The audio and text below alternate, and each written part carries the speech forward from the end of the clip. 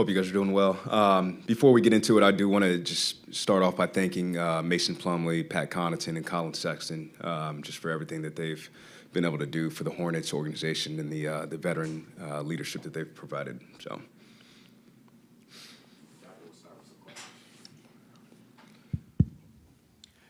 Jeff, what attracted you most about making the acquisition for Coby White, and what do you think he is going to be able to bring to this team over the next few months? Yeah, Coby's a guy that I remember watching him in high school. You know, he's a McDonald's All-American, and of course followed him in college and in the NBA so far. But he just his energy. He's a guy that plays the game with joy, with passion. You know, he's a winner. He loves to compete, and as you can see, that's what we want to be about here. You know, continue to add guys who compete on both sides of the ball. You know, he's a dynamic shooter. His offensive skill set is high level. So, just being able to add a guy like that is very exciting, and we hope that he's going to be a Hornet for a long time. Jeff, what does he bring you that you might not have had on this roster pre the trade deadline? Again, I think just he can really stretch the floor with the shooting, you know, especially shooting off the dribble. You know, he makes it very tough for defenders to guard him. You know, they have to switch up their coverages with him. You know, I think he's an underrated passer. And again, just his overall competitive makeup. You know, anytime we can add talent and just continue to bolster the roster with talent, I'm going to be strategic and do that. So when we were able to acquire him, you know, it's something that we decided it was worth the deal. And in terms of kind of other goals you had for this deadline, like were you trying to get another big to replace Mason, or are you comfortable with where your front court is right now? Yeah, I think we're comfortable where we are now.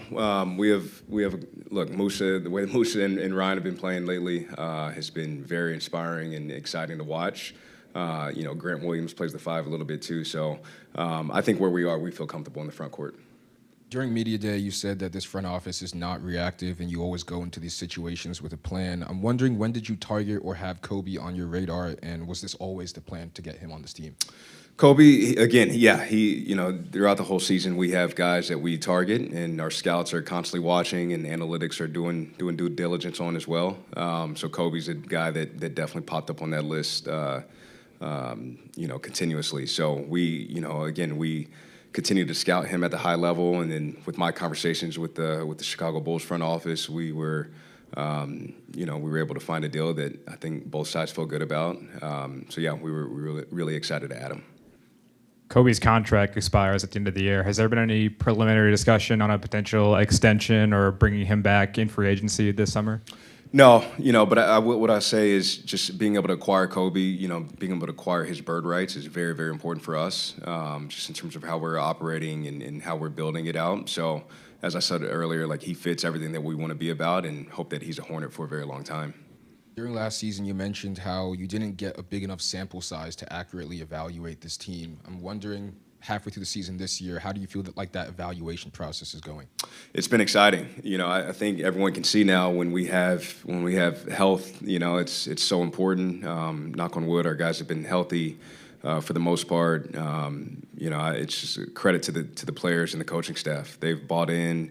The coaches are doing everything they can to get everything out of the players. So it's really, really exciting to see what this group can be, and just I'm a big believer in continuity and chemistry. So yeah, it's fun. You know, again, I don't ever want to put a limit on what this group can do, but it's been very exciting to see how they've responded. Has the early and immediate success of this rookie class changed your approach, both short and long term? I wouldn't say change the approach long term. You know, again, I think we're always going to continue to be patient. We don't want to. You're probably sick of me saying it by now. We don't want to skip steps. But again, yeah, with all those guys, Con, Liam, Sion, Ryan, like they've been terrific in their own roles, and they've all contributed to, you know, in one way or another this part of the season. So, you know, this season we want to continue to let them grow and develop, and in the off season we'll figure out, you know, where the holes may be and what we need to continue to do to tweak the roster and push forward. waiving Mike Conley opens up a roster spot. Is there any immediate plans to fill that, or is it just kind of nice to have the flexibility going forward? Yeah, I think right now it's nice to have the flexibility. We'll see what happens. You know, I'm sure I don't have my phone with me right now, but I'm sure some other people just got waived too. So we'll have to kind of assess everything. But you know, being able to have flexibility is always a good thing. Jeff, you mentioned adding talent in Kobe.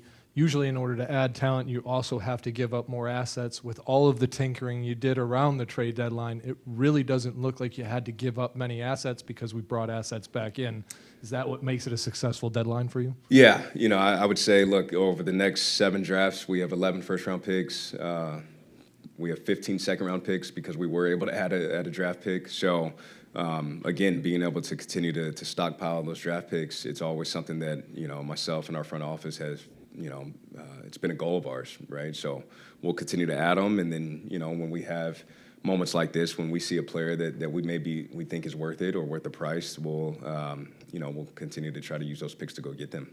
Jeff, you talked about just talking about all those assets right now, and people look at that and envision and fans hope for a big move at some point. How do you kind of approach when to do that, and has this recent stretch and how this core has performed kind of informed you about when to be really aggressive? Yeah, we'll know when the time is right. You know, again, there's a lot of nuances that go into it, which players are available, contract length. You know, there's different dynamics that go into all of that. But I promise you, we will know when the time is right. Again, this recent stretch, it's been beautiful to watch. Again, and all the credit goes to the players and Charles and his coaching staff. You know, being able to win, you know, this many games in a row, and then now we have an incredible challenge tonight in Houston, and then Atlanta. So, look, it's been really, really fun to see. All of this has just continued to, you know, add to the sample size that we need. And, of course, we can't make any moves now, but in the summer we'll figure out exactly what this team is and what else we need to do to continue to take the next step. How much did this recent run maybe change your level of aggression with the way you attacked this deadline? I wouldn't say it changed it much. You know, again, I think this recent run, like I said, it's been very, very fun to see, but I've also been on the other side where you have a recent run the other way and you overreact, and then you may do something. You may sell your players off too soon, and I think that's something that you want to try to avoid too. So, you know, at all times you want to just try to be as disciplined as you can, be realistic of where you are, not just in the conference but in the entire league. But again, these guys, I just love the way that they're competing night in, night out. Jeff, I know you're not, necessarily considering fan approval with these moves that you're making, but it's been a while since this fan base has seen this team in a position to be buyers at the deadline instead of sellers. What kind of message were you hoping this fan base takes from the moves in terms of how you're trying to construct this roster to really, make a playoff push for the first time in a while? Yeah, I just excuse me. I hope they continue to respect the players and Charles. Again, the effort and just the passion that they're playing with and coaching with on a nightly basis, and they're doing it for the fans. So anytime I can do it or the front office can do something to add to that, to what the players are feeling and Charles, and hopefully that, permeates through to the fans, we're going to do that if it makes sense, right? But we're also not going to sacrifice anything for the future. So again, us being able to add Kobe to the mix, I think that's exactly what that fits into that mold. He's no doubt he's very talented, and he's going to continue to inject talent into our group, and hopefully continue to make a push to the rest of this postseason. Talked about the addition of Kobe White, but can you kind of talk about retaining the nucleus, the core of this team, and why you didn't want to move off of them? Yeah, I got calls on every piece of the core, quite frankly, but this group, they earned the right to see it through. Again, the way that they've been playing, and not just these past 7-8 games, but even a little bit before Christmas, just the continuity and the fact that we've been pretty healthy, has helped, I think, again, everyone see exactly what this group can be. So, again, this group has earned the right to see what it looks like the rest of this postseason, the rest of the season into the postseason. So, didn't want to do anything to jeopardize that, but I felt like being able to, again, go back to Kobe, add a talent like him to help continue to bolster the talent, I think that was something that we felt really good about. Jeff, Colin Sexton was adamant about, saying Charlotte was coming for everybody and wanting to stay in this area. How do you approach a situation like a guy like Colin Sexton, who you bring in the offseason to be a piece? He's here for a short time, not a long time, and then you have to, make this move. How do you approach that? Yeah, it's never easy. Again, like I said, Colin, I want to thank him for everything that he's did in this very short time. He is every bit of the reason that we're in this position that we're in right now. Just his competitiveness on a nightly basis. He wants to play. You guys know the tenacity that he plays with and shot making, getting to the rim. Just I can go on and on and on. And I know he's going to do well in Chicago. But again, at the end of the day, it's my responsibility to do ultimately what I think is best for the franchise. And again, I just saw that this move could be something that helps set us up going forward into the future. Jeff, the NBA trade deadline used to be about everybody pushing right up to the end of the deadline in order to make a deal. We're seeing more and more teams make moves like we did earlier, the days before the trade deadline. Do you see that as a pattern that's starting to form? Why do you think that's happening? Yeah, I think there's some pros and cons to it. The reality of it is, the rest of the teams were all somewhat in the similar boat of the same mechanisms to add to the team, if you will, same exceptions. So we're kind of competitors from that standpoint. So it's kind of, do you take a deal that you feel good about, have bird in hand, or do you, are you a little bit more risk tolerant and wait until the last second, and then maybe you miss out on something. So I think it's just ultimately up to the front office that you're working in. If you feel something good about it and you want to jump on it, why wait?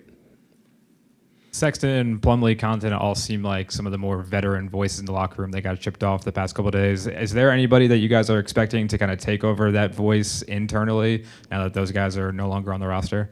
Yeah, look, I think when those guys were here, they did a tremendous job, not just in the games and practices, but at team dinners, on flights, on bus rides, like you name it. And that's why we brought those. It's one of the reasons why we brought those guys in. But at some point, our young guys got to grow up too, and just try to use the wisdom that was passed on to them. So I think it's just going to kind of be by community.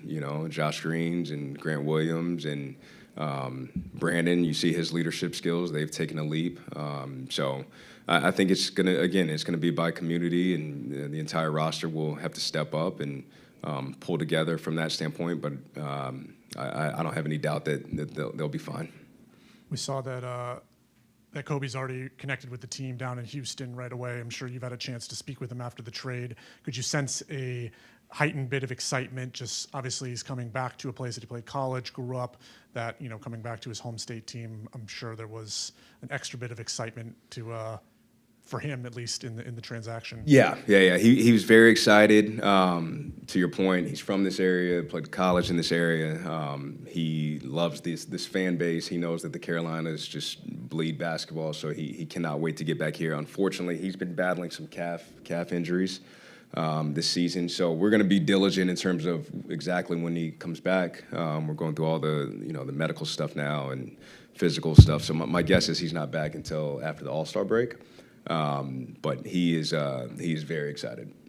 You've been in and around the league for over a decade, and you've seen how the roster construction, how teams do it, kind of ebbs and flows. How do you stay on top of that as a GM and make sure that you are always kind of up to date with what's happening in the league? Look, I have a great team around me. My front office, they are tremendous. They keep me updated on everything that's going on. But I think it just kind of depends on the life cycle that you're in. There's teams. You look at the Clippers, right? They go from title contenders, and they just had to make some really tough decisions in terms of moving some of their veteran players, and their life cycle has shifted, right? So I think it just kind of, to your point, it ebbs and flows, and you got to be realistic about the life cycle that your team is in, and figure out the best thing that for your team to continue to push forward. Jeff, in terms of Trey Mann, you signed him to a big deal in the offseason. He's since fallen out of the rotation a little bit. What's kind of your belief level in where he is, and to maybe get back to the level he was when you signed that deal?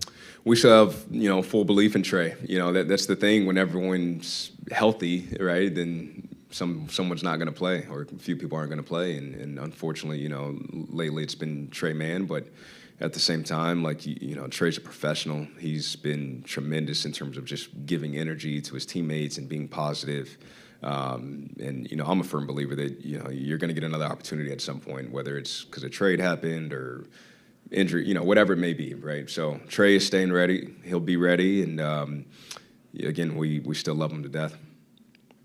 Jeff, in a trade for a player and then trading him out for another one kind of scenario like you had in this trade deadline, do you go into that, without obviously giving too much, with the mindset that you might not get to trade that asset out, you have to stick with that player, or is that not even something that you have at that point in time? Yeah, we definitely factor that in. It's just, again, it's how risk tolerant you want to be, averse. You got to, again, there's a deadline for a reason, so you got to figure out if you can thread the needle. I'll go back to the front office I have with me. They're great in terms of having everything buttoned up and making sure that we'll be able to execute what we want to execute.